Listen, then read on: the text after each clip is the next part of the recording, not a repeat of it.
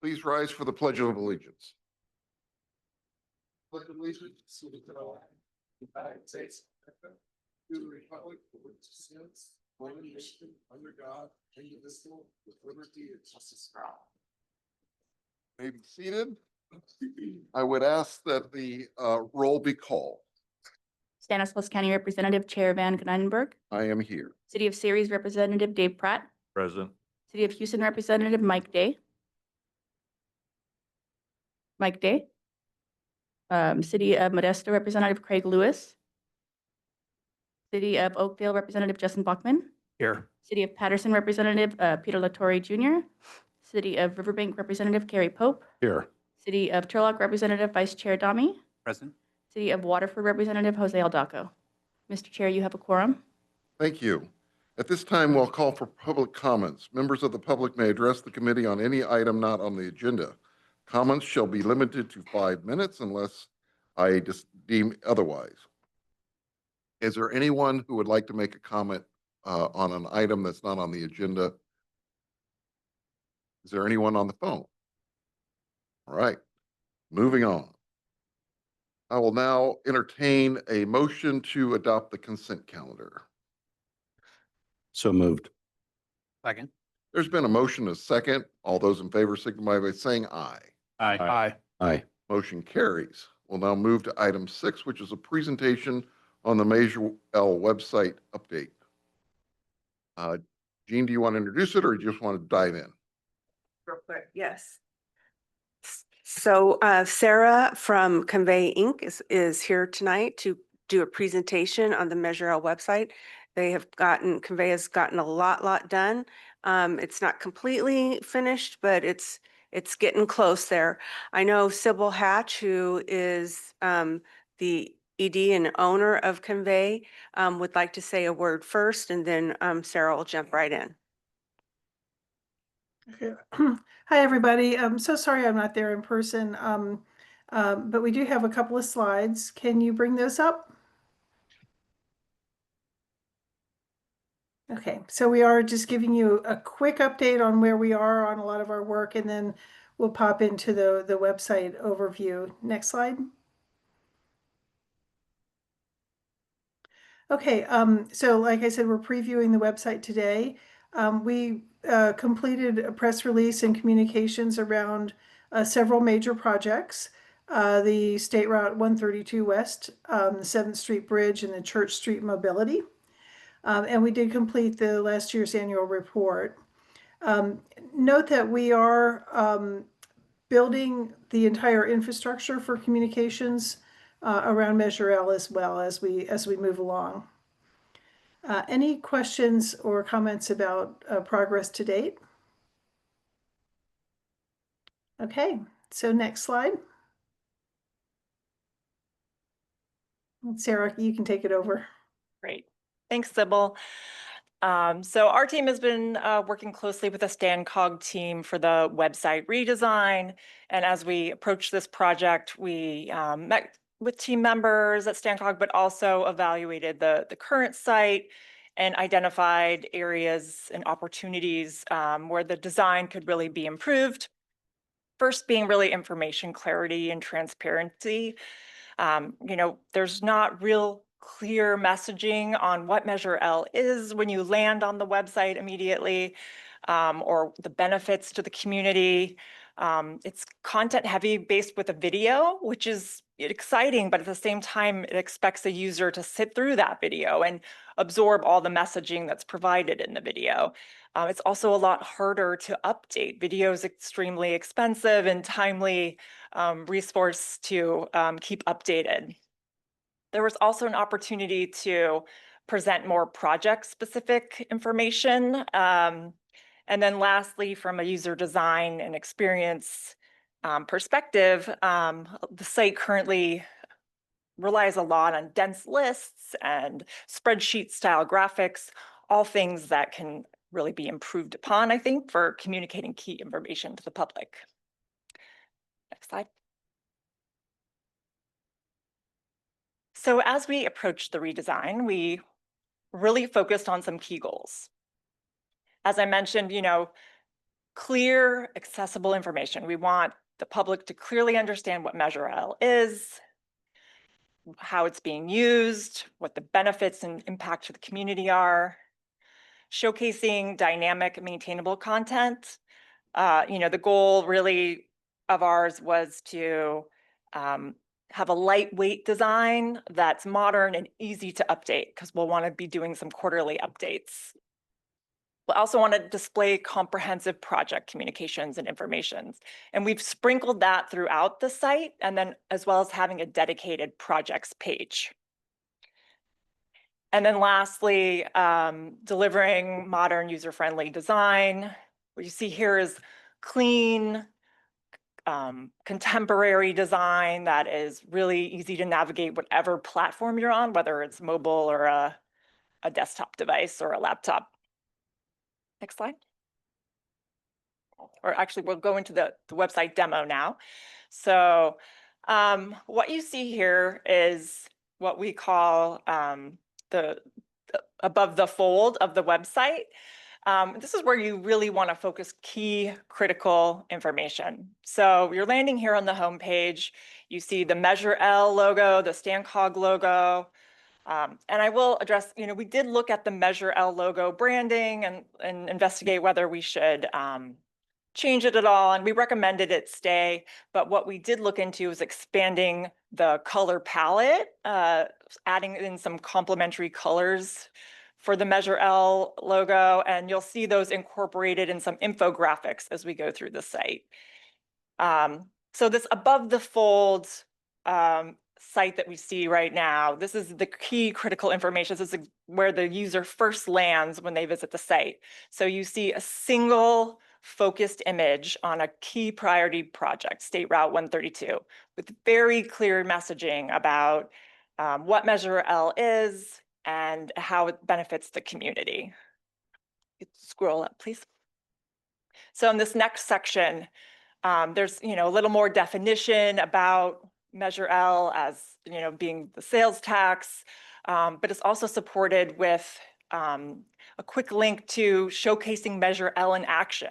So it's not just a definition, but we're quickly telling you can see how the dollars are being used. And there's a link here to the projects page, which we will review coming up, but there's a quick link here, and then also supported by a quote from StanCog leadership, reinforcing that this isn't just a sales tax, it's really a funding source that's an investment in the community and reinforcing the benefits to the community and the county. Next section, please. So the next section we have on the homepage is the member agencies. And so we have each member agency logo prominently featured with a call to action to click on a member agency logo if you want more information about a local project, and all of those logos are clickable and will go to a dedicated Measure L site that provides information about projects in that area or the agency logo. Next section, please. And then lastly, on the homepage, we have a little sprinkle of funding and information about where the funds go. So our team created this infographic that shows allocation of funds. And this is where, as I mentioned earlier, we incorporated some kind of complementary colors to the StanCog brand palette that we've incorporated into this infographic. And while this chart is small, it does link to the funding page where there is a larger version of it. But also the messaging really reinforces here off to the side that there's a commitment to really utilizing and maximizing Measure L funds to make the most of them. So I know this is a lot of information going through the homepage. I'll just pause here and see if there's any questions or comment about the homepage before we move to the next page. Yeah. Real quick, what's the next page going to be before I ask my questions? About. So if I can make a comment, is that okay, sir? Okay. Just to go from here, just as feedback, which I think is what you're looking for. I think the colors are great. I think it creates a good emotion.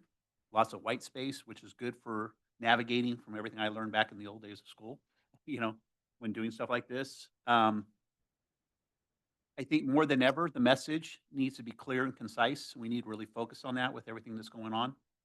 But anyways, we need to have that, and it needs to be, because I think more than ever, this is the perfect time to be doing what we're doing and getting this to a great place, because of the fact that I think more than ever, we're gonna have a lot of hits on this site. We're gonna have a lot of people looking at it for various reasons. And I don't even know if there's a hit calendar on that, or a hit calculator on there that we can see what type of, We have analytics running in the background for sure. yeah, we need to know what the analytics Yep. are, and so that we know that's being effective, and we're getting a good amount of people. The other part that I think is extremely important, I'm out in the community quite a bit. I'm driving in various cities, and of course, I know it's the time of the year, and that's one of my questions before we went further, is that there's a tremendous amount of Measure L work that's taking place. And again, I think with all that work taking place, I think the public needs to see that. With some of the stuff that we've had in the news, I think people need to see the fact that, look at, our money is going to work, because roads and thoroughfares have been a problem for quite a few years in town, especially in my town of Turlock. And it's good to see. I go down Gear, there's work going done. There's work being done over on Quincy. There's work being done everywhere. And you go through Modesto, same situation, and the Measure L signs are up. And just as a committee member, I would like to see that we continue to really overexpose, and I'm gonna use the word overexpose, is the fact that we see, that people can see what's going on. Because I think right now there's some scrutiny out there, and I think we need to help quiet that down a little bit. And they see the fact that, hey, the money's working, and it's not just sitting there, it's taking place. So again, I think this looks good. I love the way it looks, but I think I just want to make sure it's being said, without being too redundant, that it's being said that we have to really focus that it's not just another website. This is going to be a phenomenal website, and we're going to use it as a strong and effective tool to help with public thoughts and get them behind us on this, and that their money's going to work for us. That's all I have to say. Thank you for your time. Thank you. And I agree. And I think completely agree with you all that, and getting the website live will be a key step and a very important one. And I'm excited to show you some of the ways we've sprinkled in specific project information going forward. So next page, we can go to the About page at the top.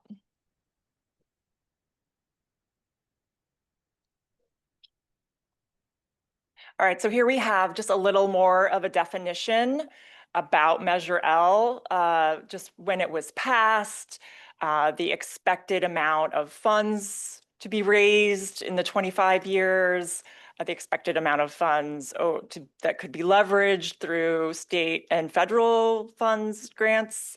So just a little more information about Measure L itself. And then in the next section, if you could just scroll up a little bit, we've created a dynamic content space to feature projects. And so here we have a before and after of Pedros Road in Turlock. And this is something that can be easily updated. We could add more projects. We can rotate them quarterly. And next to that visual is really the definition of kind of the standard boilerplate definition of StanCog, who is StanCog, what their responsibilities are, the specific cities that comprise it, and how they work with a policy board. Next section, please. And then that's all supported with the accountability that's covered in this section. And this is talking about you, the Measure L Oversight Committee, what your role is.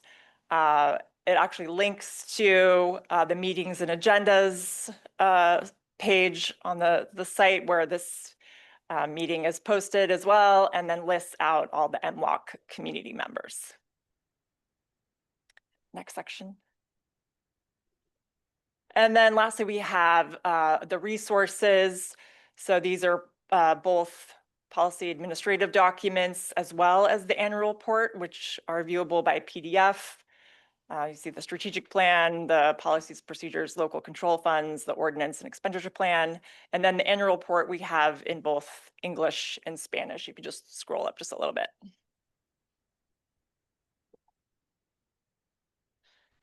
So I will pause there. Any comments about the About page? The number that you had in the first paragraph regarding the expected total revenue to be raised by, Measure L, I believe that's the original number that they had stored when we were running the campaign, our original model. Is that correct, or is that not? I believe. Yeah, I can pop in. Yeah, correct. This was information that we pulled from the very early calculations, when, what was it, 2016, when Measure L was on the ballot. We can always update those numbers if you have better numbers. Did an updated model based upon you did a kind of a linear, trajectory of what the current funds coming in are, but it's different than the, as we've gotten into it now, we can have a trajectory of the total funds. No, we haven't done something like that yet, but that would be something that, if you remember Steve Vandenberg. Very conservative number. Yeah. Okay. Yeah. That would be our only. Sorry, I not had my microphone on.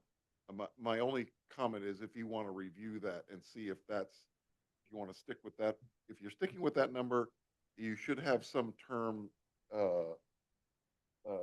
was originally projected to raise. Mhm. To make it a little clear.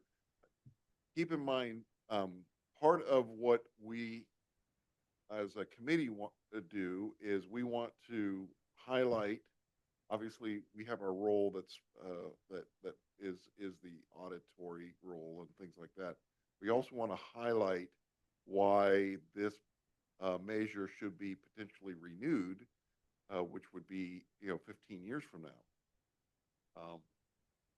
We will have that is one of the things that other counties in the California are wrestling with, because they didn't, in some cases, didn't do a very good job when they were 15 years before they needed to do a renewal.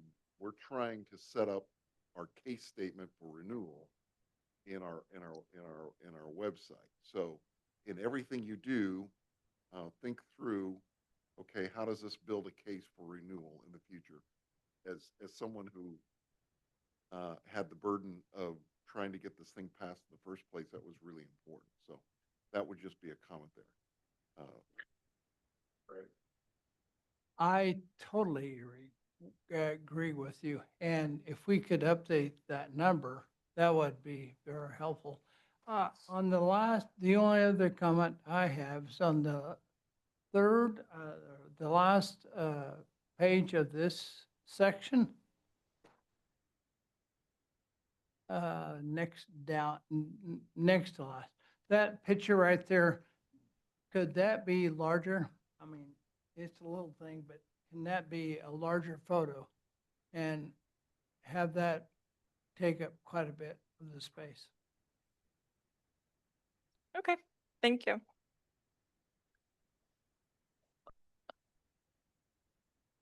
Was there another comment? Monica. I just wanted to add a comment and indicate that, just also to confirm that, yes, the 960 million number is from the original expenditure plan that was presented when this went before the ballot in 2016. Also, we haven't done a full analysis to update the 960 million to current, but every 2 years as part of our Measure L strategic plan process, we do evaluate a 10-year time horizon, and we do bring those dollars current, because you may recall that the Measure L expenditure plan identified in particular the 16 regional projects and calculated what was expected to be collected and how much was going to be allocated for each one of those projects. But as we've progressed through the first 7 or so years or 8 years of our measure, we have actually collected in some years more than anticipated. And there's been an escalation factor to anticipate that over that planning horizon. So the strategic plan does have a little bit more current information that helps us get to what was estimated to be the 960. But again, that's only a 10-year planning horizon, and that's updated every 2 years. Derek and then Craig. And listening to the conversations, another thing came up that's a little different, but it's informative, and I'm a big proponent of, is that, and I may have missed it, and I apologize if I did when you started off, with regards to the responsibilities of this body, of this council, I think it's probably wise this time because so the public understands the different entities of, the larger body and then of course the oversight committee. And there may be something that explains what the oversight committee does, as well as even I'm big on mission statements because I think all that needs to be clear so that everybody has the public has a clear and concise understanding of what each body does. I don't know if that's in there or if that's something. Yeah, so if we could just scroll down a little bit. Sorry, next to this Yeah. before after photo, there is a definition of StanCog. And then below that, in the dark blue section, is explaining what MLOC is, who the members are.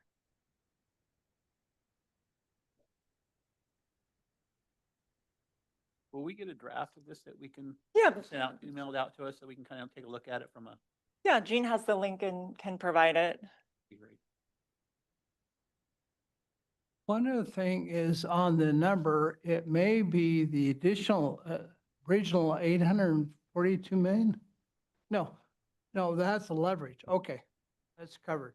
Thank you. All right, so I think we can go to the projects page next.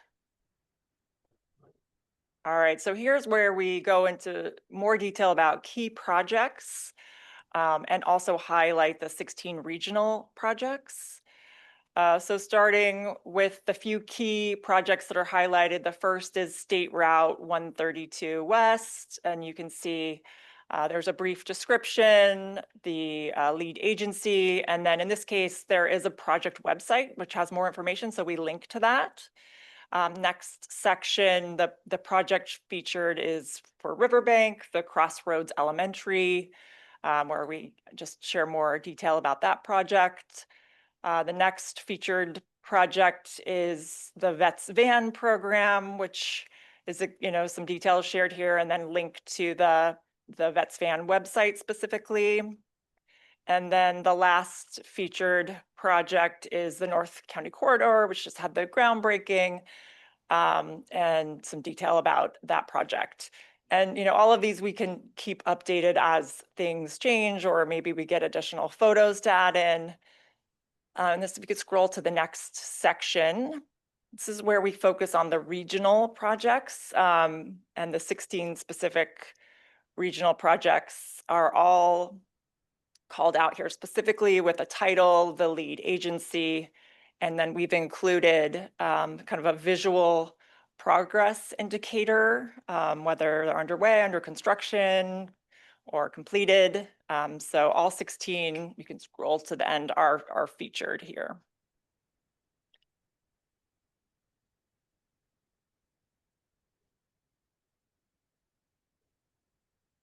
And that's the projects page. Pause here for any. Forgive me, but the interchange that was widened right after we passed the measure in Turlock at Volker, did that not have, I thought that had Measure L money. Terry, do you remember? That was all grant funding and not Measure L money? Oh, okay. Okay, Justin. Just a small detail. What is, I see underway and under construction.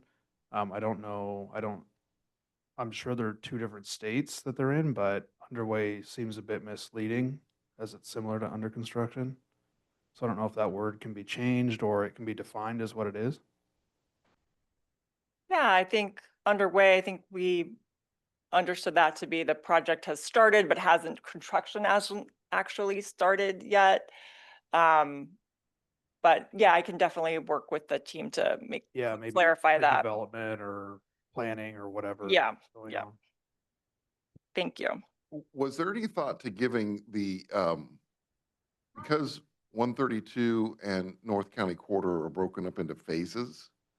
Was there any thought to listing them as different phases? Because obviously 132, the first phase is complete. Phase 2 and 3 are underway and will be under construction at some point in the near future. North County Corridor, I think I think the showing the public that there has been some completions more than, right now, I don't know, I feel like we've gotten more done, but it's a bit underwhelming because there's only one real completion on there, and that's the McHenry widening on the north end of McHenry. And everything else is that. The other,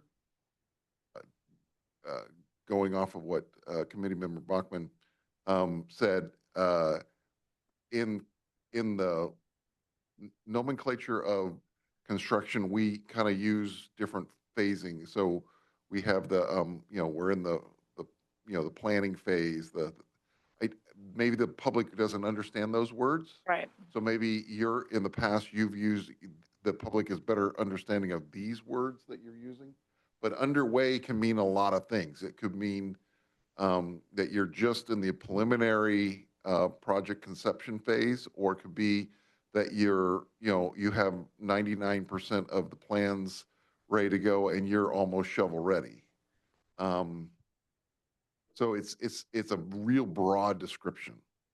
And it's, so if there's any other terms of art that you guys have used in the past that would give more specificity to that, that would be something I would welcome.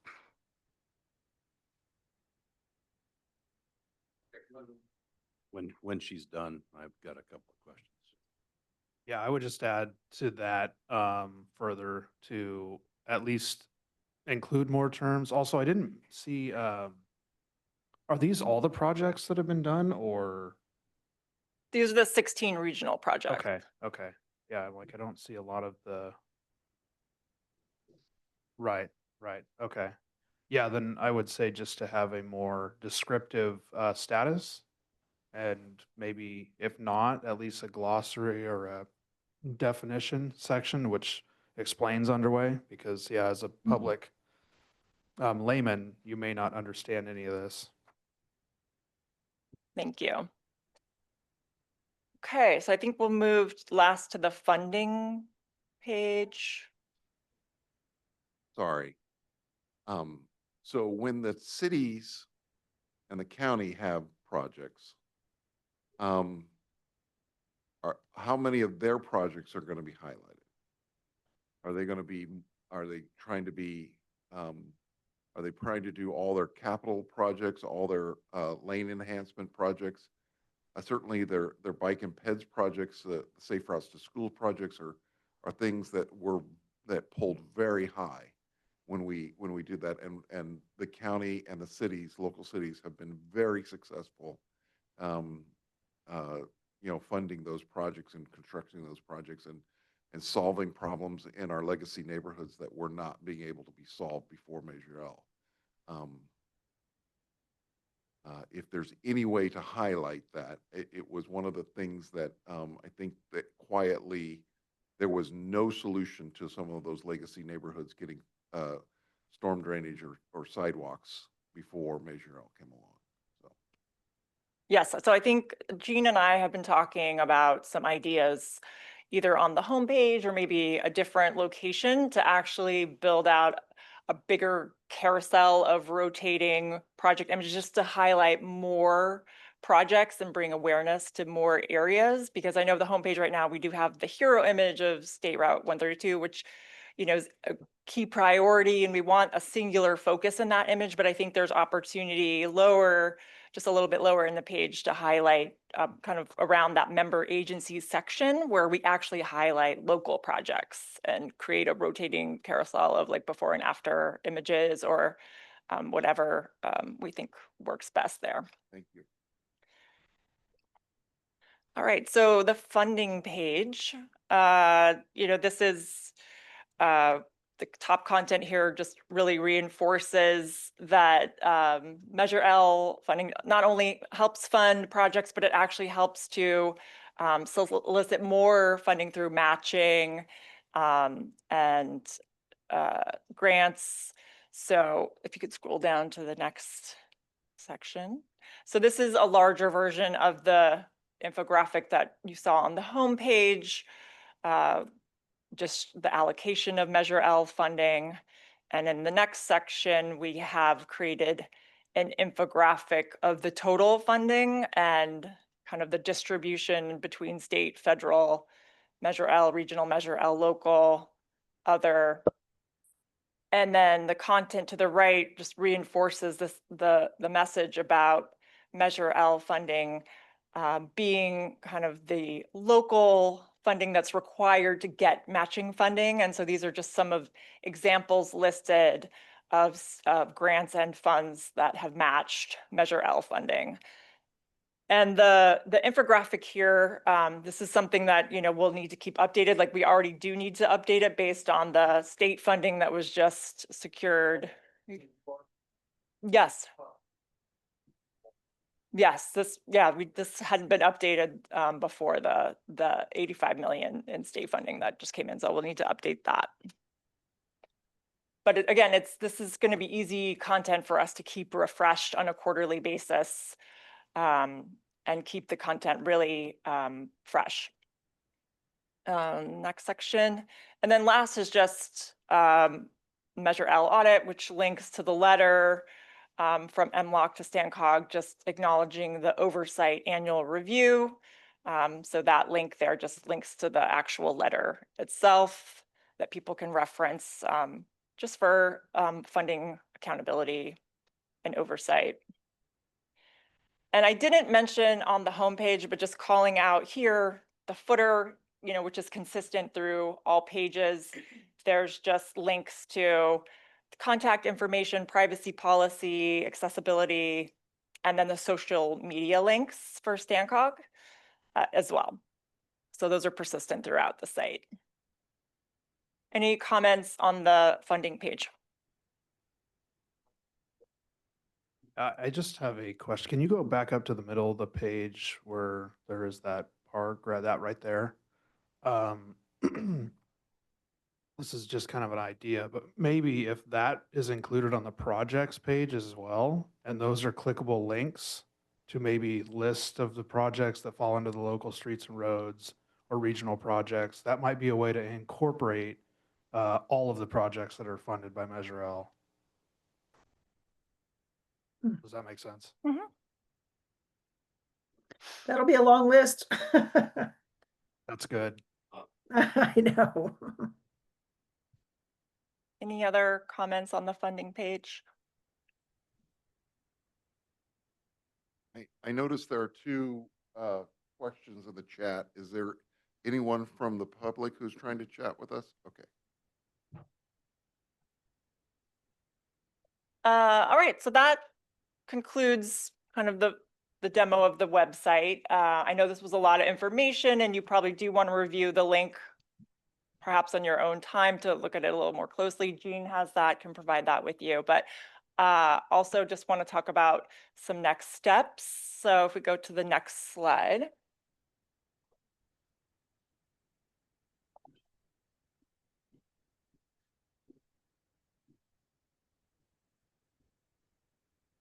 So the next steps, we shared this, reviewed it with you. We're going to also review the website with the member agencies and the policy board. And then we really want to get the website live. And the plan is to keep it regularly updated. We'll probably align it with quarterly reports and updating on a quarterly basis. And then once we have the website live, we can really turn on I guess, or turn up the noise on social media where we can really be redirecting people back to the website. We plan to create social media templates for all the member agencies to use that include the link to the website and a social content calendar. So there'll just be regular updates for everyone to post without even having to think about it. It'll just be really turnkey. All right, so. Sorry, I didn't hear a timeline to go live. Well, I think the member agency meeting is in September. I don't know when we're reviewing it with the policy board after that. So should be late September, early October, hopefully. Okay, And you started on this in February because we got a presentation on the kickoff in February, right? Yes. So it'll be a total of 8 months. Yes, All right. there's been lots of reviews. You echoed where I was going, my friend. I actually wanted to, Slide. you answered a couple of questions, which is, what is this ready to go? I mean, and if not, when? And, how long will it take to get the word out? And, I guess it's been 8 months. When was the contract with you folks done? Do you know? It was signed, was it last fall, Sybil? Is that right? I forget the exact date. Yeah, So the bottom line is it's going to be a year from when the contract was done until this is going to be completed. And I'm not necessarily throwing the timeline all on you guys, but, it's frustrating to me. It really is. I mean, Yeah, I have to deal understand. with, delays in government every day. And you caught me on the wrong day, I mean, I just have an issue with that. So. It's a fair comment. We would like to get the website live too. There's just been reviews and updates and, we just have to just go through the process that we're working with StanCog on. Thank you. Are there any other comments before we let convey go? Yeah, my question is, I'm right there with the committee members. Is there a way we can move up the timeline and expedite this versus it's just the way it is? I mean, is there something we can do? I'll leave it to Gene. I mean, we would love to push it live today, but I think I know, it's just more than ever, I think we just, yeah. I agree. Yeah, so it's important. I think you probably can realize it's important for us to go through the steps. We need to have the Management and Finance Committee look at it. That would be the next step. They really inform a lot of what's going on with Measure L. Once they give us their comments, and we would incorporate them. And depending on the volume of comments, there might be an opportunity to take it to the policy board in September and go live in September, but it wouldn't be before September. That would be a very rushed timeline. I realize that we can't, the good thing about the website is we could put it up live sooner and then make edits to it as we go along, but we'd rather it be closer to the final product than not. So, yeah, and I do want to say some of the delays were due to StanCog and staffing levels. We just didn't have the staff to look at this as quickly as we can. So we did have to pause it for a little while. So it wasn't, I want to make sure everyone knows it wasn't just simply on convey. It was our own internal amount of folks that could look at this. And then my other question, I guess, since my mic's on, is that we said quarterly, and help me if forgive me if I don't know the routine, that is quarterly enough? I mean, is monthly, or should we be more on top of data being fresh and current in that we could go monthly? Yeah, I mean, that's a great question. I think that we should start out with a quarterly, and if we have to go monthly, we go monthly. The Convey is under contract with us, and so I think if we were to ask them to do that, they would agree to do so. And yeah, if something big came up, like the North County Corridor groundbreaking, thank you, groundbreaking, that would be put on immediately. It would not wait. It's a big one with a lot of opportunities for, yay. So something like that, we would not wait. If it's a smaller project that a particular jurisdiction is doing, that one could wait. So I just want you to know that if something major comes up, we would not wait on those type of things. Justin? Yeah, I think, thank you for the presentation. I agree with everybody else in regard to the timeline. I think it seems a little long, but I can understand where you guys are coming from. I think the last point that I want to make is to push the importance of the social media aspect. Public scrutiny is at an all-time high, and with everything we're involved in right now. And most people get their news from social media. So the website is important, but I think social media has to be definitely taken into consideration and moving as quickly as possible, because there's a lot of bad news out right now, and if we could put some good news out there, it would help. All right, thank you very much. Thank you, everybody. All right, thank you. We will now move to discussion action item A, which is the Major L audit update. And Jean, you're going to lead that discussion. Yes, I am. So we just wanted to give you an update on where we are with the Measure L audit. Next slide, please. So this slide just goes over a little bit of what Measure L is. You know, the voters voted it in 2016. That the funds are put into a separate account so that they can only be used for Measure L projects. And that the jurisdiction must comply with requirements of the Measure L funding agreement and the Measure L policies and procedures to be eligible for funding. So this slide just talks a little bit about the Measure L Oversight Committee, established to review the independent fiscal audit required by the ordinance. An annual Measure L audit must be prepared for each agency and must be audited by an independent CPA. So now next slide, we're going to get into the meat of where we are with the audit. So we had a previous auditor, Henderson CPA. Their contract expired on July 30th, 2024. So we could no longer use that auditing firm to do our audit. So we had to go out for bids, solicitation. So in June 25, 2024, we released an RFQ for the fiscal and compliance audits for Measure L. We did not get any responses to that RFQ. We put it out again on August 15th. We put the second solicitation for auditing services. Again, no responses received. So in September, on September 30th, we sent a third solicitation via email to 9 qualified firms.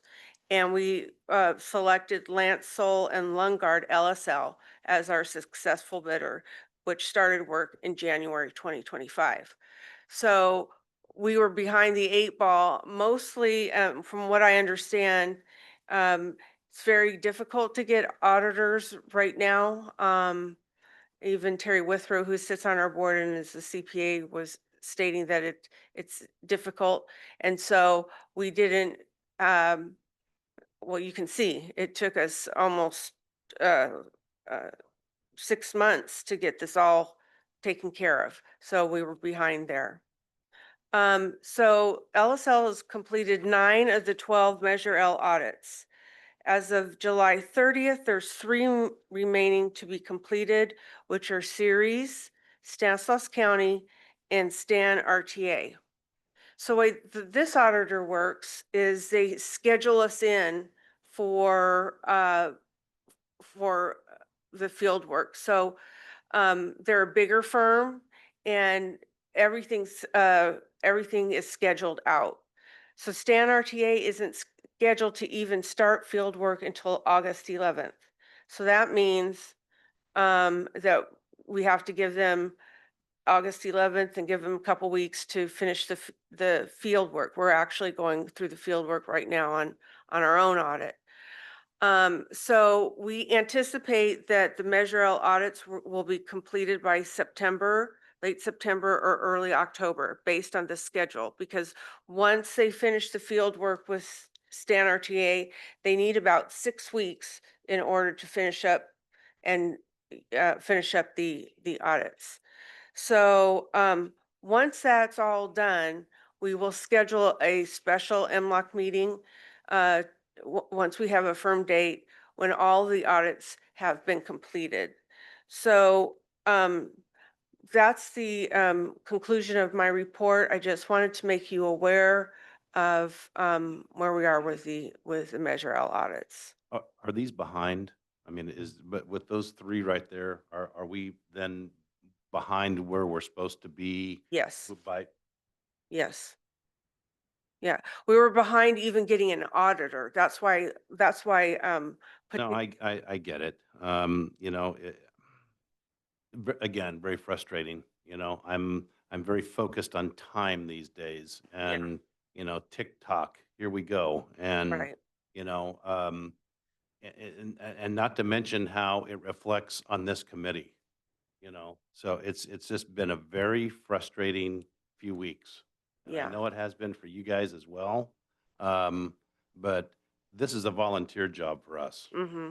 Right. And the last thing that I want is my name in the paper. I'm old. I said paper, you know, in the news, you know, that I'm on this committee not doing my job. Mm-hmm. And so I can't stress it enough that, you know, I mean, you folks this is a paying job. That's your job. So I just, I just wanted to express my frustration. So, Okay, I appreciate that. And again, that's why I tried to put in the background so that you all understood what happened. It's in my experience, it's highly abnormal to have to go out for 3 solicitations. I've never seen that. 2 maybe, but not 3. and why do you think that is? I mean, Because, is it that everybody's overwhelmed and busy, or that they just didn't want to do the work for Stancog? well, at that time, there was no stuff going on around Stancock, so I can't, No, I I would rule understand that, I but would rule that out. I think that what I was told by Henderson and Company, and what I was told by people that sit on our policy board, is that people are leaving, that people are getting older and retiring, and nobody wants to come in and do the CPA work. What's happened even with this firm is we've seen a couple people leave for other positions. And so y- y- I think at first, the first 2 times there was, because I did talk to the firms bluntly and tried to figure out what was going on. And they just said they couldn't schedule us in. And then the third time they were able to schedule us in. Was, Okay. was Henderson contacted after the RFQs and they didn't bid? Like, so they didn't bid round one, they didn't bid round two. Were they contacted during where you guys found 9 qualified firms? They couldn't bid. Okay, Yeah, they were, Explain why Henderson Yeah. was barred from bidding. right. Or Oh, Molly, yeah, if you want to yeah. do that. Sure, thank you. I'm happy to answer that question. So there is actually state statute that indicates that for public agencies such as StanCog, you cannot use the same auditing firm for more than 6 consecutive years. It's 6 consecutive years, and that actually runs with the person. So for example, Brian Henderson, he used to be with another firm, which is actually who we obtained by way of our initial solicitation. He then he then merged into Henderson CPAs. But because Brian was our initial auditor, he went to Henderson CPAs. Even though it's a different name, it's still the same person. The 6 years of auditing had run, so we had no choice but to get a new auditing firm. Thank you for the clarification. I can only say that from my experience of chairing another public-private agency here in town, once we ran into the same issue of having the same auditor too long and getting a new auditor, I had to personally, as a volunteer, not paid, start calling auditing firms and saying, okay, I really need you to do this. I think going forward, when I was aware of this in the spring, we had scheduled, as you all know, we had scheduled a special meeting. We ended up canceling that meeting because we weren't ready at that point. I am extremely frustrated. I share your concern that we are volunteers here. We have one task, which is to oversee the audit of Measure L funds. We are not doing that task. I would just say going forward, this is we have to, and we have had this discussion privately, so I'm not saying anything I didn't say in private. We have to change this. So whether that means, we as committee members have to engage talking to our, if it's a public agency, a county, a city, or a Stan RTA that's not being as responsive as quickly as need be, we need to be aware of that and proactively make phone calls to say, hey, you need to help us do our public duty. If we run into this situation again, I think, somehow we need to, I know this was not any buddy in this room's fault, yet we somehow we have to do better. We just have to figure out how we're going to adapt to this new environment and be more aggressive. We are going to have our audit be submitted later than that is optimal.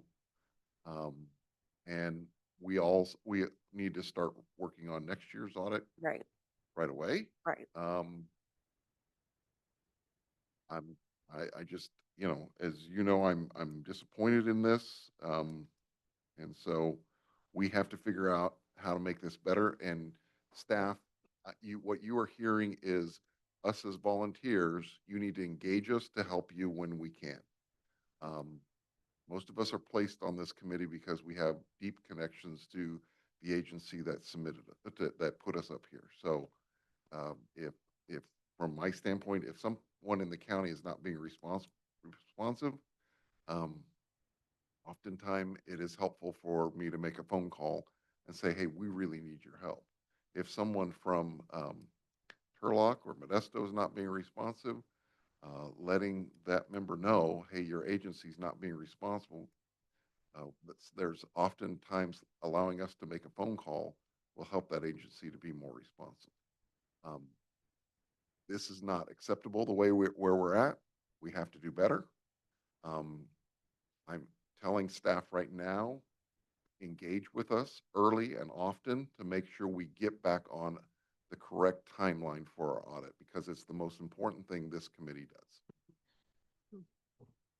Were those three entities, they didn't give the information to the accounting firm, and that's why they're on this list? Is that correct? So it's a mixture. So Ceres and Stanislaus County were having problems getting the information to the auditors, or there were some discrepancies, so they had to go back and forth. So that's why those were late. Stan RTA had a similar problem where I think it linked back to a previous audit where their trial balances were not tying out.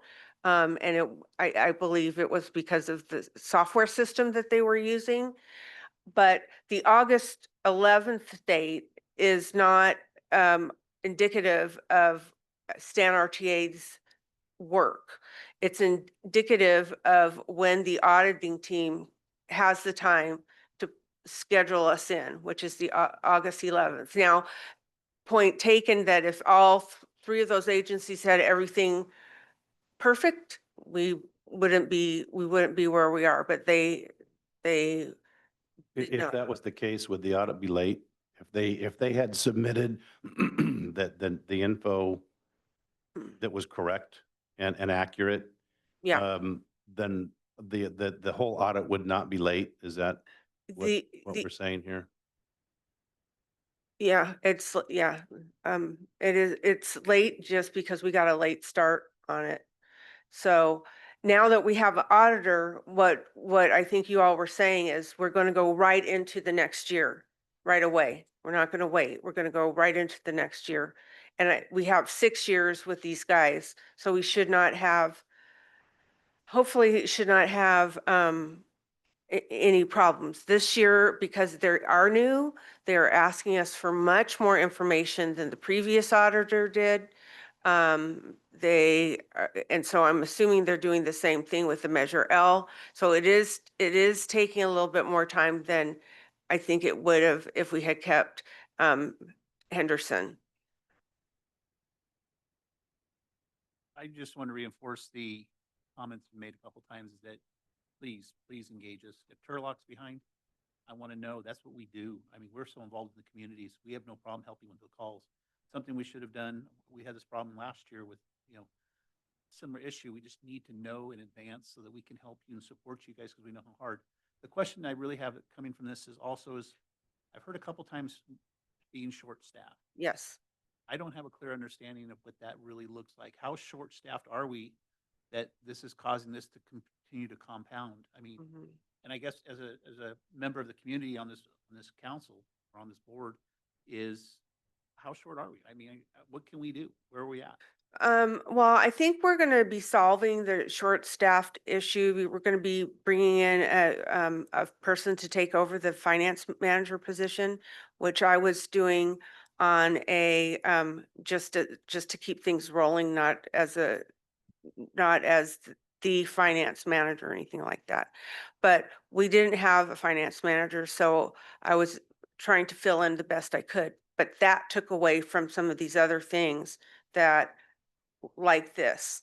And so now that we're going to get somebody in to do the finance work, which is, there's a lot to it. I think I'll have a better sense and be able to pay more attention to this because I've done these projects before in other areas. It's not like it's unfamiliar or it's hard. It's just you have to take the time and focus on it.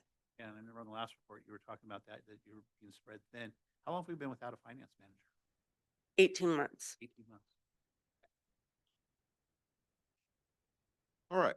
Are we ready to move to the next item? All right, so we will now move to a report on State Route 132 West, the funding. And Jose, you're going to lead us. Yes, hello, Jose Luis Cáceres. I'm your Director of Programming and Program Delivery here at StanCog. I'm actually going to be speaking on 3 projects, providing updates. I checked the whole agenda is updates today. But this is actually my first time speaking before this committee. So even though I'm saying this is an update, I'm actually going to be giving a little bit more thorough of a presentation than I had at this morning's committee at the Transportation, the Technical Advisory Committee. So this is going to be on State Route 132 West, which is next slide. It's actually 2 projects right now. The first project is, you're going to want to turn around and look at that. So the first project I'm going to be talking about is Gates to Dakota or Dakota to Gates, and it is that red dotted line that stretches west from Dakota to Gates. The blue section to the right, we're not talking about that. That's the part that's already been done. It's often referred to as phase 1. We stopped with the numbering of the phases because we recognize that this project wouldn't necessarily be delivered in numeric order. Next slide. The other active phase is the State Route 99, State Route 132 interchange, the circled red. We need to create connections between 99 and the new alignment of 132 for it to be useful. So those are the 2 active projects. I say active because they're both in the right-of-way phase. That website you're saying, they would both be considered underway, but quite close to being shovel-ready. Next slide. And then with this, you probably could turn around now because the font should be big enough, but I appreciate the large screen. So the first project really is the Gates to Dakota, and my update here is that blue underlined. We got approved for $67 million of, it's an acronym, Trade Corridor Enhancement Program funds, TCEP funds, from the California Transportation Commission. They give these funds out on a very competitive basis, and we scored quite high in their standing. 67 million pays for most of the project. The remaining funding is Measure L funding regional, Measure L regional project funding at 10 million. Those are rounded numbers. So we are going to be constructing this project. I'll be talking about schedule in another slide. Speaking of, next slide. Here we go. So we expect to be ready to list. That's code for ready to advertise, ready to go. In March/April 2026. Pinning these things down to a specific date is a little hard because we are still in right of way, and there's some questions that still need to be answered as we go through purchasing parcels and tracts for during right of way. There's a critical step that we need to do where we have to take this project to the California Transportation Commission for permission to start reimbursable funding. That term is to allocate or to get allocation. I know Paul's very familiar with allocations. Once we get that allocation, we get to start reimbursable work. We expect to award by October 2026. And then we expect to start in December 2026. That's winter. Starting will probably look like project mobilization. And then we expect this to be open to traffic, ready for people to use by spring, summer of 2029. Next slide. Now the interchange is thornier. The cost to constructing this is not 77 million, it's 256 million. It looks basically like a bowl of spaghetti in terms of all the ramps and crossings that have to happen in the Caltrans right of way while making sure motorists can still get to their destinations. It has a lot going on. So we expect to need to pursue funding from 11 sources of federal, state, and our own Measure L. Our recent news is we applied to build a federal discretionary grant controlled in DC, and we got denied. In fact, everyone in California got denied their build application except for one project in Placer County. So it gives you a little sense of the kind of political pressures that we're up against for some of these federal discretionary funds. Next slide. Gene said I needed to talk about the Measure L funding on this project. And so I think it's actually perfect that the earlier discussion talked about the difference between estimated funds in the expenditure plan versus identified funds in the strategic plan. So, yes, 91 million is the real one. So in the expenditure plan, if you look what went before the voters, $74,250,125 was identified as this project's share in the expenditure plan based on estimated revenue that would come in over the life of the plan. Yes. This is the whole State Route 132 project. Phase 1, Dakota to Gates interchange, and then a future widening of it to 4 lanes. We only identified 74 million to do, like a $500 million project. The strategic plan, by the time it came around, it's come around a couple times, identified 91 million and change for this. And that's based on actual receipts coming in. The same thing Monica described, a 10-year horizon window of actual receipts coming in. But that is all the money that is identified from Measure L for the State Route 132. 91 million. Next slide. So of that, we've spent most of it. A lot was spent on doing phase 1. We've spent quite a bit on right of way. Now we're heading towards construction. There's really only 15 million left, and that's if the right of way phase does not eat into those dollars. Our existing right of way funding, we cannot ask the state or the feds to contribute more funding should we experience increased costs. Our only funding that we can go to is our own funding that we control, which one of those funds is Measure L. But that said, Dakota to Gates, we've got 10 million committed to it. And then the interchange, that really only leaves 4.5 million for that very expensive interchange. I was thinking I might get a question on this slide. So in order to complete the 99-132 interchange, how much more funding do you need? That's what I thought. 256 minus 14. Okay. A little bit confused, and I was a little bit confused. So that 4.5 million that Measure L is projected to contribute, does that, do we have those funds now?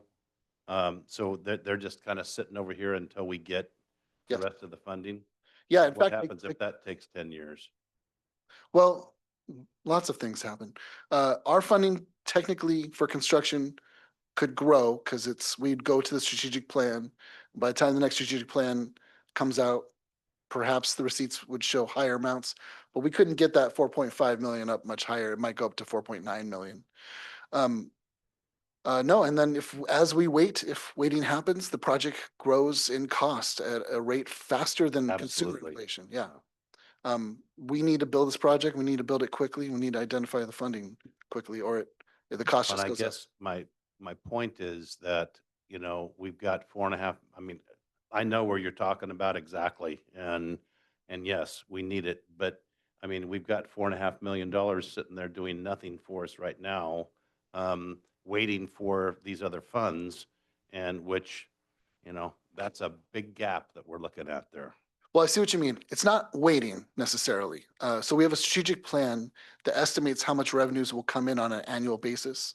And that 4.5 million is parked in a future year of what we expect would come in receipts come that time. These aren't 4.5 million of dollars that were collected years ago. They're 4.5 million dollars that will be collected in the future, we expect. And like I said, as we get closer to that future, we would revise the number based on actual receipts and the average over the time. And when the grants that you go out for, I mean, do they look at that and say, okay, they've got $4.5 million committed, so they're, leveraging, that into the grant that they're asking for? Yeah, so I love this question and I want to over answer it, but I got to be careful. We will use this 4.5 million to go after this other pot of money. Then once we have this other pot of money, we will use the combined funds to go after another pot of money. And then we will continue growing this amount so that by the time we start getting towards the end, we say, look, we've got 200 million. We just need you to contribute this 20 million. And we've got 220 million. We just need 30 million here. And as the number grows, it starts becoming a magnet for other competitive funding. But you have to do it all within a small amount of time, because if you start sitting on someone's 20 million, 30 million, 40 million, then they take it back. Okay, thank you. So I saw this with a lot of projects. Interchanges are different than trade quarters. Yes, Trade quarters score better than interchanges. yes. And engineers like to build really perfect interchanges. And I will just say that don't let the good enough be the enemy of the project.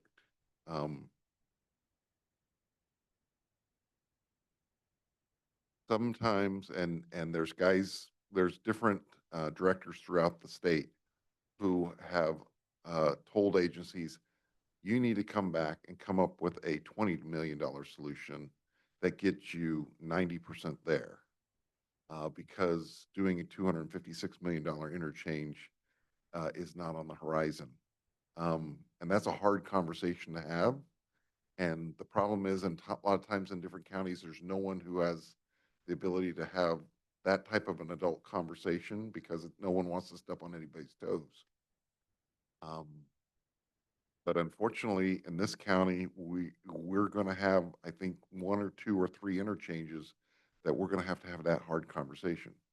If we want to improve them, we have to say, okay, we can't do a $200 million or $300 million interchange. We have to do a $20 or $30 million interchange. So what does that look like?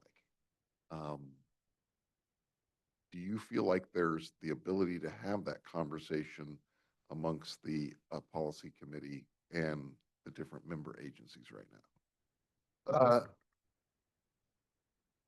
That question might even be above my pay grade. Okay. But I do want to answer a couple I don't wanna things. put you on the record. Sure. That gets you in trouble. But a couple things maybe.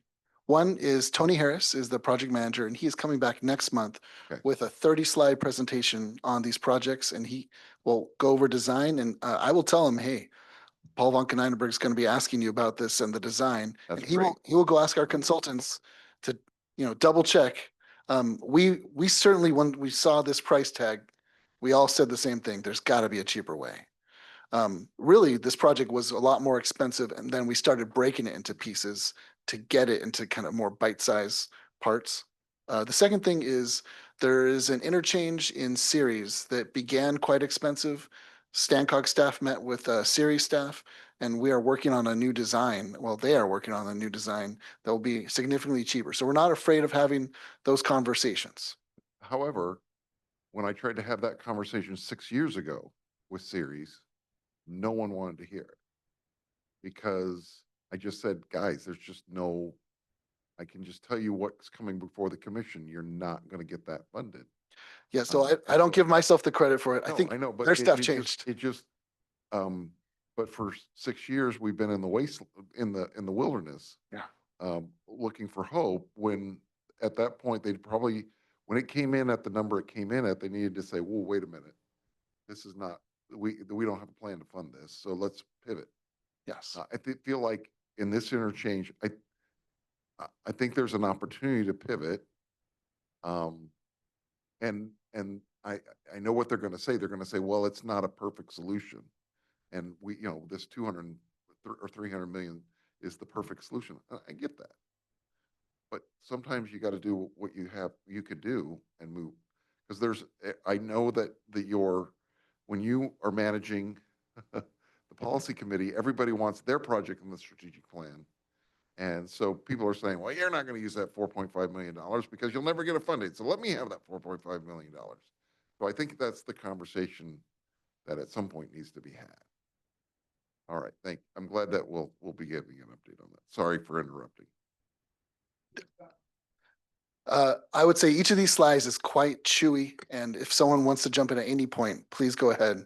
It might be actually very difficult to wait till the end to ask about these Chewy. difficult questions. Yes. Next slide. I think there might be another one after this. Okay, so if you want more information, we have a pretty nifty website. I was about to brag to Gene, but we're very proud of our website. And the next slide, This one. is, there you go. you could ask me questions or you could save them for Tony next month. That was my pitch on this one. All right, Mr. Chair. The question I have is that I've been out to the 132 West recently, fairly recently, and I see people out there working right now. So it looks like you're started on something going on past that stop sign at Lakota. Is that right, or timeline was much later? So we're actually not allowed to be out there doing work until construction starts. But as part of right of way, there might be people out there doing soil samples or examining boundaries, putting in parcel lines. The men in Hawaii have to do their work. How we in Hawaii, they always tell me, oh, that's the men in Hawaii just getting a little done. And then my next question is, when will that be 2 lanes each way? It will be two lanes each way. It's You mean correct. 4 lanes each way? 4 lanes. It's all right. Each way, 2 lanes each way. 2 lanes each way is are the projects we're building. 1 way each way, right now. Oh, yes. It's not. I'm confused. That's right. Yeah. So when will it be a 4-lane? Good. Okay. We would need more money, but thankfully it's actually not that much more money to take the 2 lanes and make it 4 lanes. In fact, we've already bought the right of way and have cleared the right of way so it can be a 4-lane facility. But the answer to your question is one of time and one of money. So of time, we expect it would be done around 2040. In terms of money, we would need someone to give us money, more money for State Route 132, having already expended all of our Measure L funds. And I'll tell you, I'm a little skeptical of us being able to come up with that money by 2040, but that's the general schedule.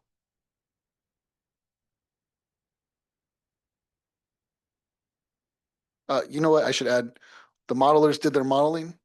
They say we don't need the 4 lanes until 2040.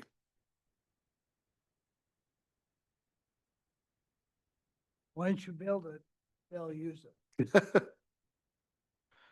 You know. I'm ready for the next item if you'd like, Chair, Mr. Chair. All right. Would you like to introduce? I'm still here. Yes, Church Street, next slide. So the Church Street Mobility Enhancement Project. So I should probably add, MPOs like Stancog, we don't typically go around building projects. We fund projects, we plan for projects. Building them is usually done by locals. Church Street, so State Route 132 is an exception. The city did the first phase, And then, and I think the county even participated in the first phase. And it was decided that the region should do these next phases. For Church Street, the county, this is in the Stanislaus County's jurisdiction.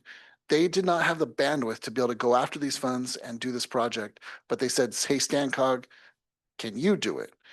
And the update here is, yeah, we're doing it, and Church Street is now fully funded. Next slide. So what is Church Street? Church Street is in Empire. It's a bicycle, it's not even a bicycle park. It's a pedestrian project. Church Street intersects with State Route 132 Yosemite on the eastern side of Modesto. Cars go whipping down State Route 132. There's, accidents in the paper like every month. And they also come down Church Street, still keeping some of those same speeds. So what this will do is it'll construct sidewalks for pedestrians, mid-block curb extensions, making it easier to cross, pedestrian lighting, high visibility sidewalks, curb ramps, which is, I'm sorry, curb ramps is obvious, yield pedestrian signs, flashing stop signs, but I'm a particular fan of those bulb outs that you see in the 3 circles there. It shortens the distance and the exposure to pedestrians when they go to cross. And it also changes the turning radius for cars, making them have to slow down in order to make that 90-degree turn. Next slide. So the past action is our policy board committed that it would secure $3.258 million of funding if necessary. And that was a condition. So the next slide will actually explain a little bit more. So the history is Church Street's identified in the, I always forget this acronym, the Community Transportation Needs Assessment. We actually looked at Empire and Bystrom, 2 disadvantaged communities that really could use some TLC. And Church Street was identified as like the big project to do that StanCog could help with. Then in January 2024, the policy board committed to providing about $2 million of Measure L to go after state active transportation program funding for $7.8 million. So that's the Measure L connection here, is Church Street has $2 million of Measure L. Well, the state budget cut funding to active transportation program, really limiting how much money there was available. We actually were successful. Out of like $2 billion of applications, our project got funded, but they only gave us partial funds, 4.5 million, leaving us a gap of 3.3 million. And the message from the CTC is, here's your options. You can take this money, but you will not be able to come apply for more in a future funding round. So you can take it and you're stuck with the 4.5 partial, or you can walk away and let someone else have this money. 4.5 million is good money, and we will gladly take it for a bike ped project. And that was what we pitched to the policy board. How to come up with the other 3.2? We told the policy board there's still the chance the CTC might find more money for it. And if not, we could find other money. There's money to pay for sidewalks, especially 3.2 million. That's not 256 million. 3.2 million is doable. And then we actually, the latest news is in June, the CTC found the full funding for the project. So it's sort of a happy story. Next slide. I put this is a slide from before where I was pitching to the board why we should go after the partial award. 4.5 is much needed funding for this project. It's hard to come up with that much money in Stanislaus County. There was the real possibility of getting more ATP funds. There's also a very real possibility of getting funding from other sources. There's other federal and state sources that will pay for sidewalks. The risk was if we couldn't come up with the money, then we would have to pay for it ourselves, either out of Measure L or one of our funding sources, or we'd have to give the money back. I pitched it to the board. That was an acceptable risk for a very high benefit, and it did pay off. Next slide. And actually, let me just come back to that slide. And the reason I make this pitch, not a lot of staff people will put the word risk on a PowerPoint before the Measure L Oversight Committee. And it's because planning, I don't do planning. I do programming and program delivery. We fund projects, we deliver projects. To fund and deliver projects, you have to be willing to accept some amount of risk. You have to have, 91 million of Measure L and try to deliver $500 million of transportation projects without any guarantees that those funds will show up. You have to put in money to to participate and see if it pays out. Next slide.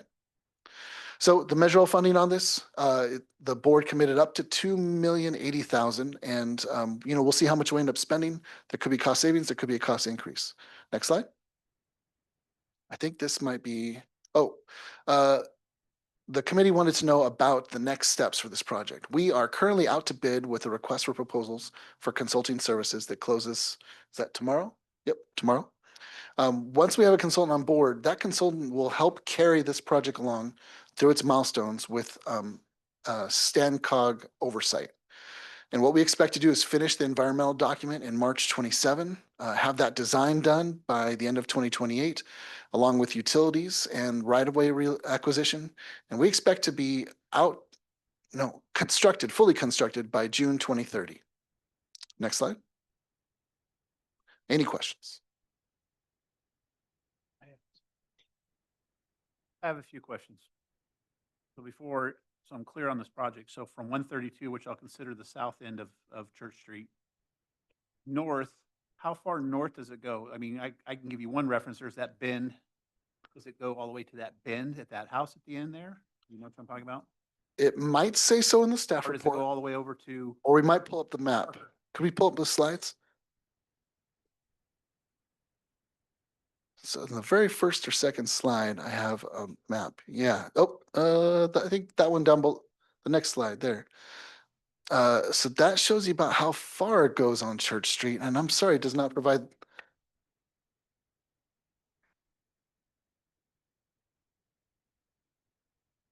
So I have an idea now. I have an idea. No. All right. Second question is, what prompted this to be a project?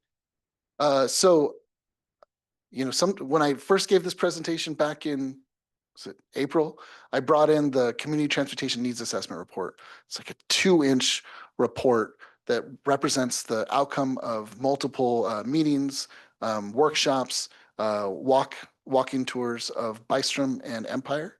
And that needs assessment, meeting with the residents, walking the neighborhood, resulted in specific project recommendations. And for Empire, it was not just Church Street, but there's also a little bit of First and Second Street. And then a whole bunch of Yosemite Boulevard 132 was recommended for approval. STANCOG doesn't do work on state highways, so Caltrans is actually going to be doing that part. But yes, that's how the project was identified. I understand how it was identified. Oh, sorry. No, that's fine. What I'm getting at is that I always look if there's a urgent situation, something that's safety issue. Yes. And I know the street. I've traveled the street sometimes. Is there a safety issue there that let me do this, make it simpler. Let's set aside 132 and where Church Street may, because I'm going to come back to that in a minute. But going north, there are some areas where it's dirt. There's some areas where there's sidewalks. There's a development probably halfway down Church Street to your point there, where it's a neighborhood that was put in with sidewalks and decent roadway. So that's why I'm trying to understand what prompted this for this money to be spent there. Where's the greater need? So the easiest answer for that is I don't know.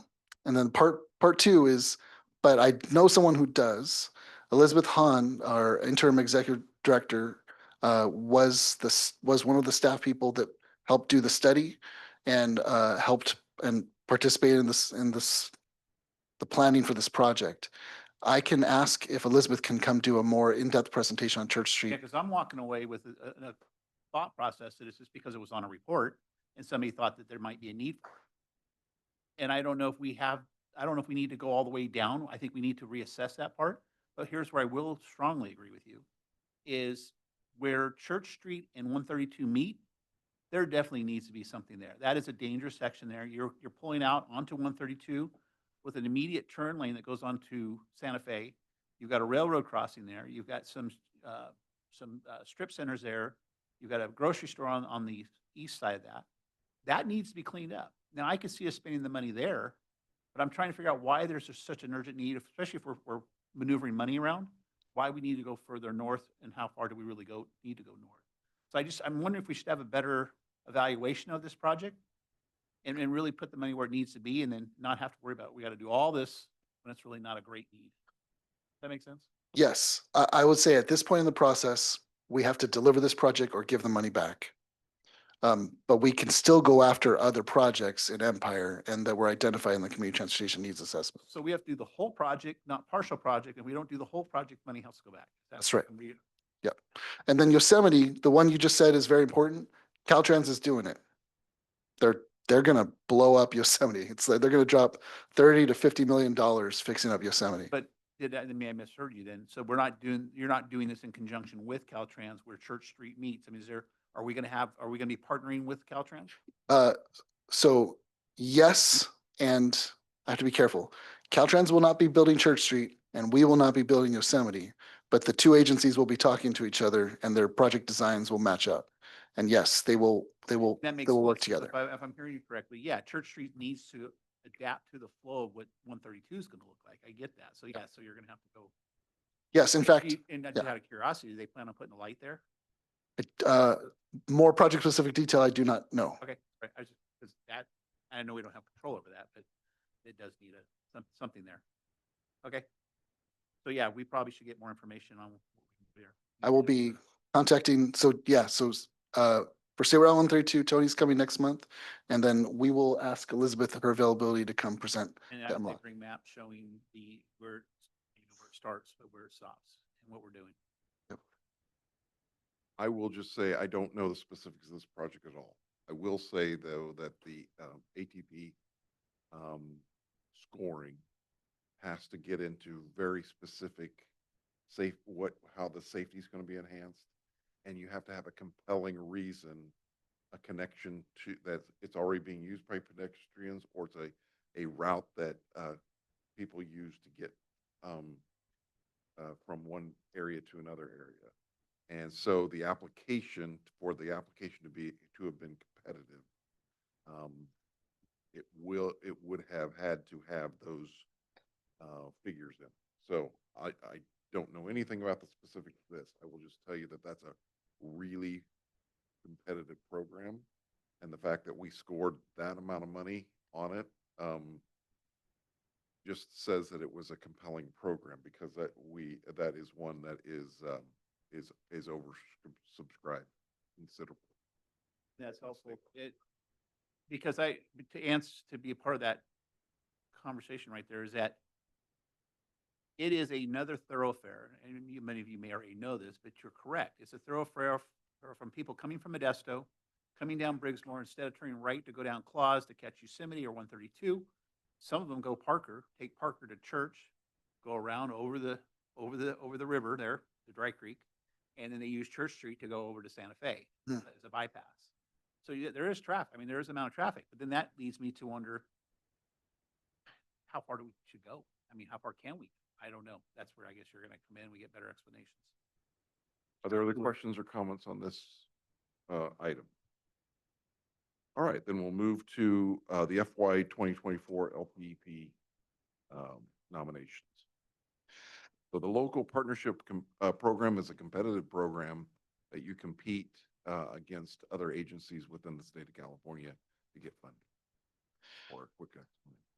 Go ahead, Jose, please. Mr. Kanonenberg probably knows this program better than I do. Maybe had a role in helping to write it. The local partnership. They've changed the scoring since I was there. Much. But go ahead. So maybe we should just back up. We are part of a special club of counties in California that have voted to tax ourselves and dedicate those funds to transportation. And that's Measure L. This does not happen in every county in California. It certainly doesn't happen that often in conservative counties. The state of California that is very shy about raising gas taxes and collecting more funds for transportation wanted to reward counties like ours. We're called a self-help county. And they actually rewarded us once before with another funding source, but this is sort of a continuation of it. It's the local partnership program. We get some funding on a formula basis just because we have Measure L.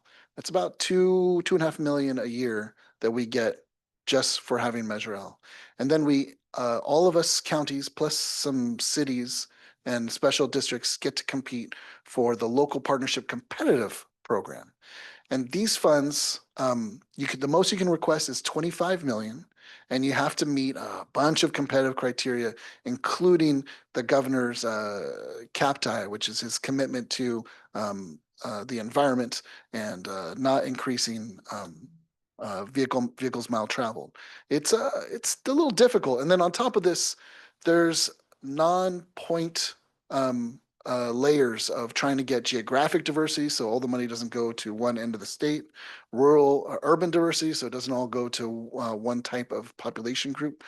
I would say the points for this are a little vague of how a project scores well. And next slide. The good news is we got 7th Street Bridge replacement funded. It was already funded before, but I'll get to that. Next slide. So our past action that we took to the policy board was to nominate in priority order these 2 projects to go compete for local partnership program. That's right. StanCog, we have the Measure L. We get to decide who are the priority projects to go compete for LPP competitive, even though StanCog isn't actually doing either of these projects. The County of Stanislaus is doing the 7th Street Bridge, and the San Joaquin Regional Rail Commission is doing the Modesto and Ceres stations. But they are under our umbrella. They're part of StanCog. And we submit them in this priority order with no dollar amount set at that point. Next slide. Now, since that policy board action, I'm sorry, this font came out a little small. Our sponsors met together to cooperate to bring our request to just 25 million, with 15 million going for the bridge and 10 million for the Modesto station. They had to downscope it from Modesto and Ceres station to just the Modesto station. The CTC then voted to approve our 7th Street Bridge for $15 million of local partnership program funds. The Modesto station was not successful. Next slide. Did we just jump? Okay, so just a little bit of history, and small font to get them all fit on here, sorry. In 2018, we got Major L. That's right, We had Major L. exactly. It should be in the projects. Unfortunately, I don't think it's part of the 16 or however many regional projects. That's right. But this is not a regional Measure L project. It's just a good Measure L project. Yes, so as a region that has Measure L, we're able to say, hey, can we get 3 million for the Fulkerth interchange? And we got it. That was in 2018. In 2020, we asked for 2 million for McHenry, and we got it. In 2022, we went bigger. We asked for the full amount possible, 25 million for the North County Corridor project. Did not get it. And now this year in 24, we asked for 2 projects in a combined request, 7th Street Bridge and Modesto Station. We got 15 million. We didn't get the other 10. 15 million, though, that's still 3 times more than we've ever received from the local partnership program. It's a big win. It was going to be a stretch whether we get both our first and second priorities. No one else in the state got their first and second priorities. Next slide. 7th Street Bridge, I feel like this picture speaks 1,000 words. So I'm not going to go into the detail about why it's so important and critical and needed, but the reviewers found it quite compelling. It looks like, like the picture cracked or got broken. That's real, no AI.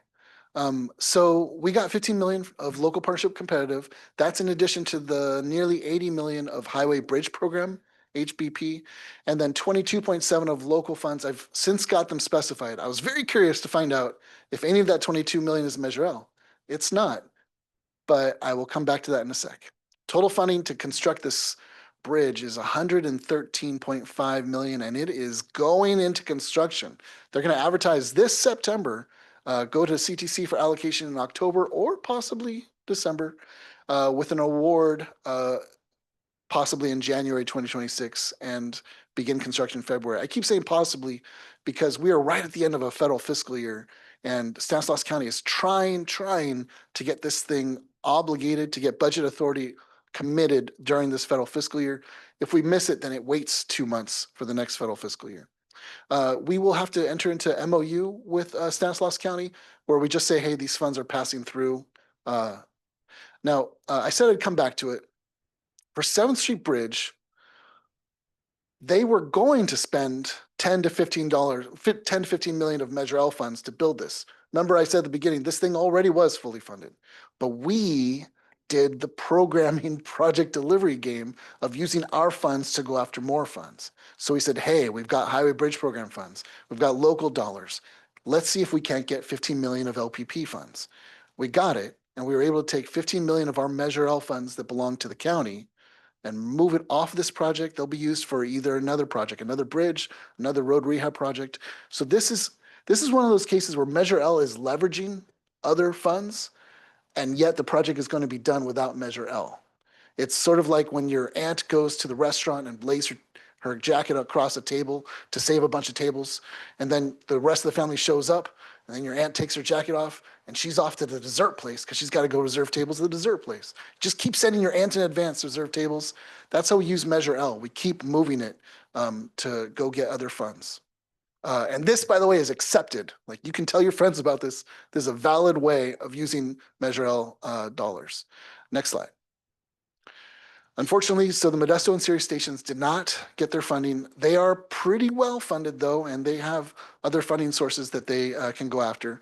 We debriefed with the CTC, the California Transportation Commission, found out some areas that could have improved. I'm just going to say this, it was a stretch to get 2 projects. That we always knew it was going to be a stretch. Even if this application was perfect, I don't know that we would have gotten both projects. Next slide. Questions? And that's the 7th Street Bridge on the left side next to the railroad bridge. Questions for Jose? Maybe you know this, maybe you don't. I don't want to put you on the spot if you don't know, and that's fine. But I thought that, and maybe this is more for you, maybe you would remember, when Senator Cannella was exiting office, was being termed out, he arranged for some funding for, I thought, that station to go all the way down to Ceres. Yes, So that's not the case then. it is the case, and yet you can still go apply for LPP funds. I'm not sure if, so I'll say this, it's a little more complicated than, maybe it's the simpler way of explaining this. Do you remember how 7th Street Bridge was fully funded, and yet we were able to go after the funding? We can also have stretches of the Rail Commission's rail projects be fully funded and go after. The Rail Commission has to get some double tracking in place and some, I can't remember, other like strips of track in order to make that whole stretch pan out. And when you go to the CTC and you say, hey, can we build this little strip of double track over here? It's not a very compelling project. But when you say, hey, can we build a station? That's a more compelling project. So even though I believe they can build the station, they have to build lots of projects, including the station. So they pick the most attractive one to go after competitive funding with. So if I can tell you what Mhm. my recollection of this, so the 400 and I want to say 60, but it's maybe 70 million that Senator Cannella secured. Most of that is to get the double track on the line through, because you have to get from the Lathrop all the way down, and at different points you're going to have to double track to make sure you have the scheduling. And also some of that money was used to leverage to do the Stockton Y. I won't fully explain the Stockton Y, but it is the bottleneck for all of this regions of the rail. So I believe that putting in the stations, the local stations, was in the initial conception was going to be the obligation of the local agency. Much like we'll have a contribution once it starts operating, the Stanislaus County will have a contribution obligation. Now there is funding that you can apply for in different buckets, but the main 400 and whatever million that Senator Cannella applied for is to actually widen.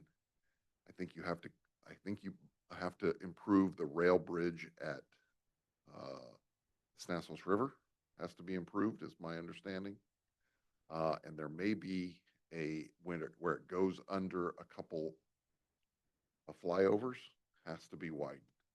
That's where I believe the bulk of that funding has been, but we could get the Rail Commission to come in at some point. Well, they came a year and a half ago, so I don't want to put them back on the agenda right away, but that's where the bulk of that funding is, in my recollection, where the bulk of that funding goes. I mean, what we're doing here is we're getting into the like inside baseball for how projects get funded. And that's a good, fun place to be, but it's not usually the subject of like a presentation you might get on, you know, the ACE train project. I will say this, the, um, just kudos to you for getting this large of an award through the LPP discretionary project award, especially with the new rules. Back in 2017 and 2018 and through 2020, there were, you got bonus points for being in counties that had poor air quality and had socioeconomic issues. And obviously we scored very well during those times. A lot of those, how those points have allocated have changed because the Valley was being very successful at the time on the LPP program. The other thing, we didn't have the burden of CAPTI, and CAPTI has made projects like North County Corridor and 132 very, very, very difficult. We are really blessed that we got those through in this current environment because it's made those projects next to impossible. So I'm just kudos to you and your team. Thank you. Yes, team effort. Is there any other comments? Questions? Well, thank you very much. Could I suggest a question? Sure. Why did we fund these two projects and not any of the regional Measure L projects that were just on that website? Why did we fund these two projects and not the other projects on the regional website? Thank you for asking. As you may be aware, the strategic plan makes State Route 132 the top priority to go after for these types of funds. But the way it was panning out is we were looking really good for TSEP funding for State Route 132, which we got, that's 67. And there's really no room to fit LPP into that because LPP has to be matched 1-for-1 using non-CTC dollars. We couldn't have used LPP with the TSEP award. It wouldn't have worked. The next project, the interchange, it's just not ready yet to go after LPP funds. Once you get those dollars, you have to spend them really, really quick. And we will have to cobble together 256 million. The next LPP cycle, yeah, it's going to look good for the interchange. At least it's the better time for the interchange. Then we went through the rest of the regional Measure L projects. A lot of them are just not ready yet. They're still in development. You know, they're still underway, but not really close to shovel ready. So then we had to go through our next level of priority, which was projects that our region has said are very important and are close to shovel ready. And 7th Street Bridge, I mean, they are going out to construction in December. The stations, they're also quite ready with design and environmental completed. So these were the ones we brought to our policy board. There were other projects we examined and they just didn't pan out. These were the top two. Thank you for your question, Mr. Cananberg. Do you have a couple of buckets identified that on those stations that are alternative funding sources that you're going to pursue, or do you need to sit down and still study that? So that's the Rail Commission's projects. I expect they're going to come apply for some money from us. We have a regional call for projects out right now with the deadline to submit in September. The most we will program per project is 5 million. We have two fund types: congestion mitigation air quality funds, which we think the Rail Commission would be a shoo-in for, and service transportation block grant program funds, which those also might be good projects for. After that, they are eligible for TRSIP, transportation. Why don't I know the TRSIP acronym? No. Well, go ahead. Intercity Rail Capital Program. I think the T might be transportation. It's intercity rail, and they pretty much can almost write their own checks for that program. Last time I checked, the governor was making some changes to it. But they're coming along. Their biggest issues aren't getting those stations funded. It's getting the Stockton Diamond completed. Thanks. So that wraps up item D, and we're now going to go to our information item, which is standard for all of our meetings, which is just the Measure L items received. Is there a slide for that, Gene, this month or no? Just what's in our book? Yeah, let's put in just a one slide just for that in the future. Okay. Jean or Monica, is there anything you want to report to us under item 9? Thank you, Mr. Chair. And we just wanted to thank you for coming this evening and for your comments. We really appreciate those, and we will work as best we can to incorporate those. And there is no other report. Okay, thank you. Are there any member reports? Anyone? You know, if I'm being honest, I actually came with a somewhat of a speech prepared, but I think that, you know, I've pretty well established that today's probably not the right day for that. But, you know, regardless of how hard I was being on everybody, I do appreciate your work. It just is a bit frustrating at times when I want to be able to, you know, answer some questions, and I can't at times. So, but with that, that's probably good for me. Okay.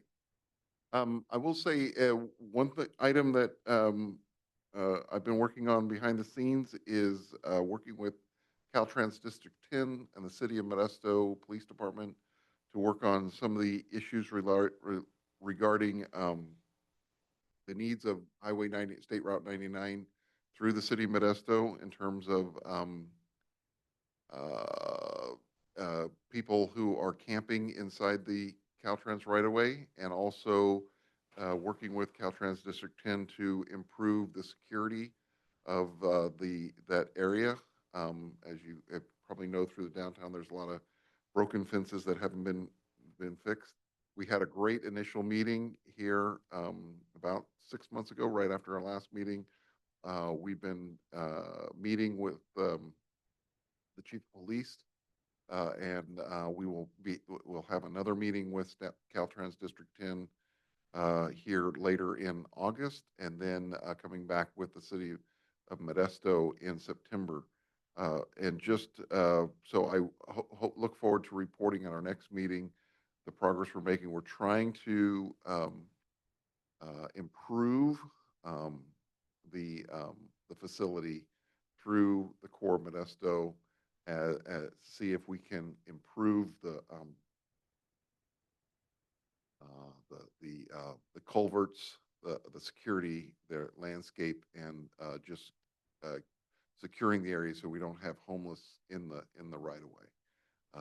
So that's a project that that I and a few other people in the community are trying to improve. And I just would say that Caltrans District 10 has been honest about their limitations, but eager to see how we can work collaboratively. So we'll see what comes of that. But hopefully in September, October, we'll have some positive things we can report. So that's the one thing that I'm working on. Do you need any more help on that? Not right now.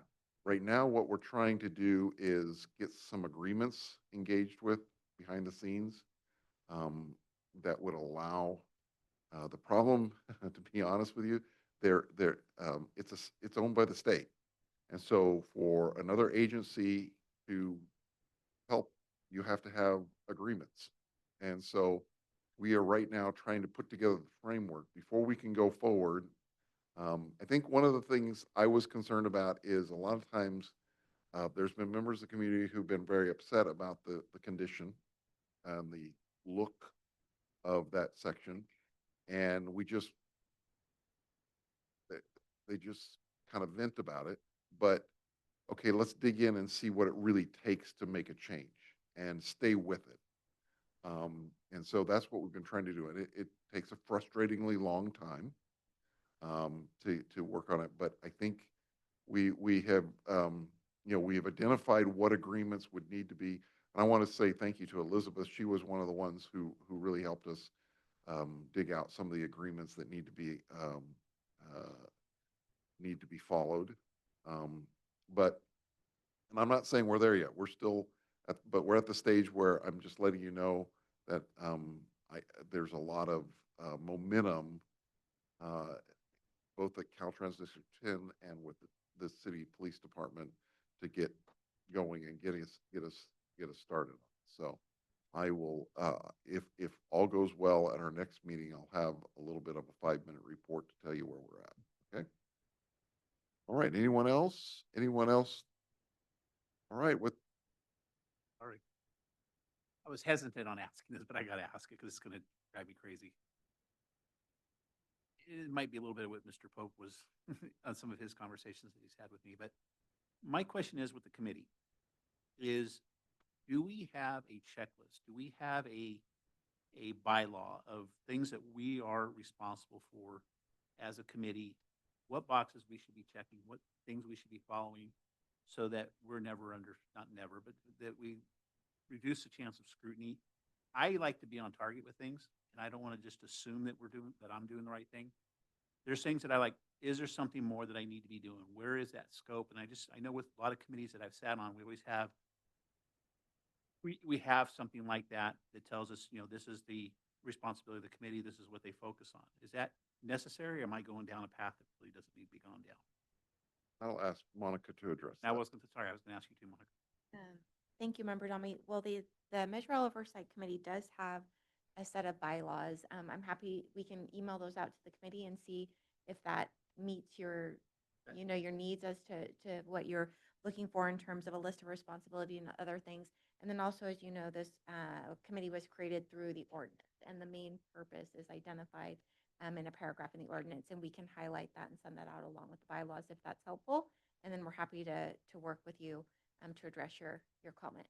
That is exactly what I was asking. I said checklist, but that was me just being general, but bylaws is what I'm looking for. I tend to follow any committee I said, I tend to look at the bylaws just so I know where we're at, what our scope is, and how we're able, and how we function. We will make sure we get those out to all of the members. Along with that, we will excerpt that section from the ordinance for you. All right. Is there anything else? I call this meeting adjourned.